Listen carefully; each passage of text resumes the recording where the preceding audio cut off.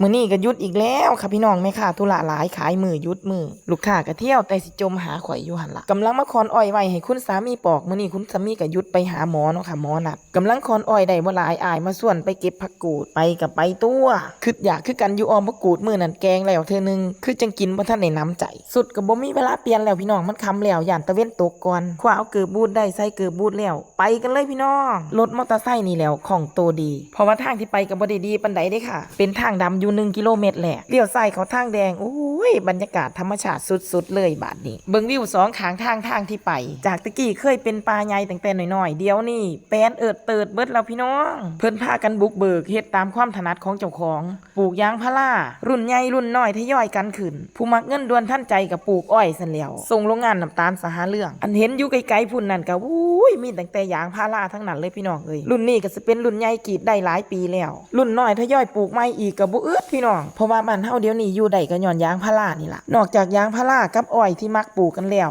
อีกอย่างหนึ่งที่นิยมการปลูกแถวนี้ก็คือมันสำปะหลังนี่แหละครับพี่น้องแต่ปีนี้ราคามันตกตามคักน่าเห็นใจชาวเกษตรกรสวนมันสำปะหลังแห้งคักพี่น้องเอ้ยมาแล้วพี่น้องมาแล้วไก่สิฮอดแล้วป่าผักกูดบรรยากาศดีแห้งน้องน้ำใหญ่น้ำเพิ่นก็ใ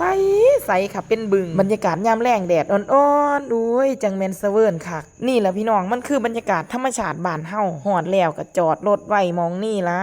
มาพี่น้องไปเก็บผักกูดน้ำกันนี่บรรยากาศป่าผักกูดบ้านข่อยโอ้ยจังแม่นแตกยอดดีคักพี่น้องของดีของแสบบ้านเฮาคักๆได้นี่บ่แม่นว่ามีเงินแล้วสิซื้อกินได้เด้เพราะว่าผักกูดมันเป็นผักที่เกิดตามฤดูกาลเป็นผักป่าธรรมชาติบางคนมีเงินหลวงหลายก็หาซื้อกินบ่ได้เด้เพราะว่ามันบ่มีขายตามตลาดทั่วไปจะเป็นบางหม่องบางทีที่มีคนเก็บไปขายเท่านั้นจังสิมีขายในตลาดเพราะว่าส่วนมากแต่ละคนก็มีแต่หาเก็บกินเองแบบนี้ล่ะค่ะถ้าเฮารู้จักปลามาเก็บกินเองมันก็บ่ได้ยากเลยพี่น้องมาข้าวเดียวครึ่งชั่วโมงซ้ำสิแกงได้หม้อบางใหญ่พู้นแล้วมาสิยากซ้ำสิกินไหนๆมื้อนี้ก็บ่ได้ออกขายน้ำอ้อยแล้วบ่มีรายได้เข้าก็อย่าให้เงินออกเนาะพี่น้องมาหาเก็บผักกูดผักปลาของแซ่บบ้านๆไปกินเฮ็ดเมนูออมใส่กระดูกหมูก็แซ่บหลายหรือมักเป็นเมนูไทยๆเฮ็ดเป็นเมนูยำก็อุ้ยจวดคักพี่น้องเบิ่งเก็บข้าวเดียวแค่ครึ่งชั่วโมงก็ได้ครึ่งกะตาตะเว้นก็สิตกค่ำค่อยลงเรื่อยๆอ้ายก็สิส่วนเมื่อบาดนี้โอ้ยข่อยกำลังเก็บมันอยู่กำลังม่วนคักพี่น้องปีนขึ้นไปหกปานใดก็บ่ได้ย่านกันได้เก็บเลยแฮงมันไปหน้า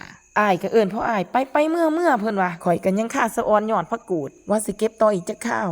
ได้พ่ออมหมอนึงแล้วก็สิเก็บไป1กินกับแจวเมนูนี่ก็เด็ดคือกันเด้อพี่น้องแซ่บสุดยอดผู้เอิ้นก็เอิ้นอยู่นำแม่นสะออนปานใดก็ได้เวลาเมื่อแล้วพี่น้องแต่ว่าก่อนสิเมื่อข่อยสิพาหมู่เจ้าไปเบิ่งอันนึงนี่กระโป